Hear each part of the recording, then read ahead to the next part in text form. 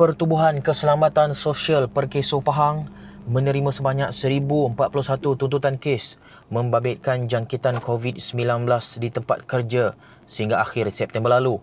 Pengarah Perkeso Negeri Pahang, Encik Tarmizi Mokhtar berkata, tuntutan itu melibatkan jumlah sebanyak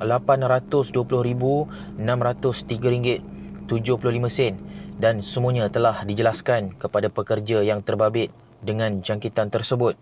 Mungkin bagi petugas bank yang petugas di kaunter, mungkin ada pelanggan yang positif hadir ke bank, kemudiannya menjakiti petugas kaunter tadi. Maknanya petugas kaunter tadi boleh membuat tuntutan dengan Perkeso sepanjang tempoh dia MC atau karantin tadi bila dia positif. Beliau berkata demikian ketika ditemui media pada program sambutan Jubli Emas Perkeso Temerloh dengan kerjasama Pejabat Daerah dan Tanah Bera serta Pusat Khidmat Rakyat Adun Guai di Dewan Seri Kempas IPD Bera di sini hari ini. Program berkenaan dirasmikan oleh Pengerusi Jawatankuasa Sumber Manusia, Belia Sukan dan Badan-Badan Bukan Kerajaan Pahang Yang Berhormat Datuk Seri Haji Muhammad Johari Haji Hussein. Hadir sama Pengerusi Jawatankuasa Kerja Raya, Pengangkutan dan Kesihatan Negeri Yang Berhormat Datuk Seri Nurul Azali Sulaiman dan Pegawai Daerah Bera Datuk Zaman Azam Muhammad Sharif atau Ahmad. Sementara itu, Datuk Seri Haji Muhammad Johari yang ditemui berharap agar golongan majikan di negeri ini tidak mengambil mudah untuk membuat caruman Perkeso untuk pekerja mereka berikutan situasi yang berlaku seperti pandemik COVID-19. Pada masa yang sama turut dilakukan pelancaran apps MyDesa, penyerahan cek kepada komuniti MyDesa serta berlangsung antaranya proses temuduga terbuka membabitkan 10 majikan, pameran serta kaunseling kerjaya dan penyampaian cek faedah Perkeso. Kerajaan Pahang sedang mengenal pasti kira-kira 3% kawasan hutan di negeri ini bagi mencapai sasaran sebanyak 60% kawasan hutan sebagai hutan simpan. Yang Berhormat Menteri Besar Pahang, Datuk Seri Haji Wan Rosdi Wan Ismail berkata, Kerajaan Pahang akan mewartakan kawasan hutan yang masih belum diwartakan bagi mencapai sasaran itu.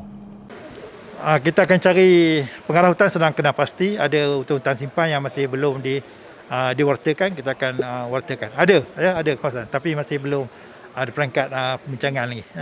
Beliau berkata demikian ketika ditemui Unit Komunikasi dan Media Pahang UKOM selepas merasmikan kursus efektif Corporate Governance dan AMP Business Ethic oleh Lembaga Pengarah Syarikat Berkaitan Kerajaan GLC Negeri Pahang di Genting Highlands. Turut hadir Yang Berhormat Setiausaha Kerajaan Pahang Datuk Seri Dr. Salihuddin Ishak, Yang Berhormat Penasihat Undang-Undang Negeri Pahang Tuan Saiful Idris Zainuddin, Yang Berhormat Pegawai Keuangan Negeri Pahang Datuk Indra Nazri Abu Bakar dan Barisan Esko Kerajaan Pahang. Beliau berkata tambahan keluasan kawasan hutan simpan ini disebabkan Kerajaan Pahang tidak boleh kekal statik dengan jumlah yang ada sekarang. Sekarang ni kita dah ada 57.7%. Walaupun ini adalah lebih daripada keperluan yang ditetapkan oleh Kerajaan Persekutuan, tetapi kita tengok ada lagi kawasan-kawasan yang berpotensi untuk kita jadikan hutan simpan. Dan sebab itulah saya begitu yakin dan optimis angka 57.07% ini akan dapat ditingkatkan lagi. Kalau tidak dapat 60 pun boleh dapat 58, 59 pun dah satu kejayaan sebab kita dah lebih daripada yang disasarkan. Sebanyak 57% remaja di negeri ini iaitu seramai 99,273 orang telah menerima suntikan vaksinasi COVID-19 setakat ini. Pengarah Kesihatan Negeri Pahang Yang Hormat Datuk Dr. Nur Azimi Yunus berkata, meskipun sudah mencapai 57%, namun masih terdapat seramai 73,727 orang lagi yang belum divaksin COVID-19 daripada jumlah keseluruhan yang layak divaksin seramai 173,000 orang. Pihak Jabatan Kesihatan Negeri Pahang menjangkakan kesemua mereka akan menerima vaksinasi ini sebelum sesi persekolahan 2022 bermula. Beliau berkata demikian ketika dihubungi Unit Komunikasi dan Media Pahang UKOM.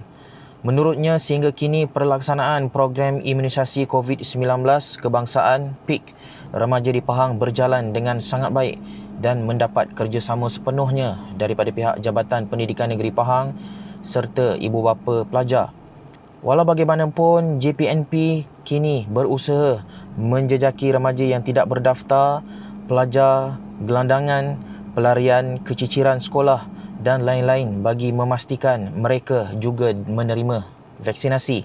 Beliau turut menasihati ibu bapa supaya memastikan anak mereka mendapat rehat yang cukup dan makan sebelum menerima suntikan, selain mematuhi arahan pihak sekolah, pejabat pendidikan daerah dan pejabat kesihatan daerah semasa menghantar anak untuk mendapatkan suntikan. Tambah beliau lagi, Pahang kini telah menerima sebanyak 2.23 juta dos vaksin dan telah menggunakan sejumlah 86%, iaitu sebanyak 1.92 juta dos setakat ini.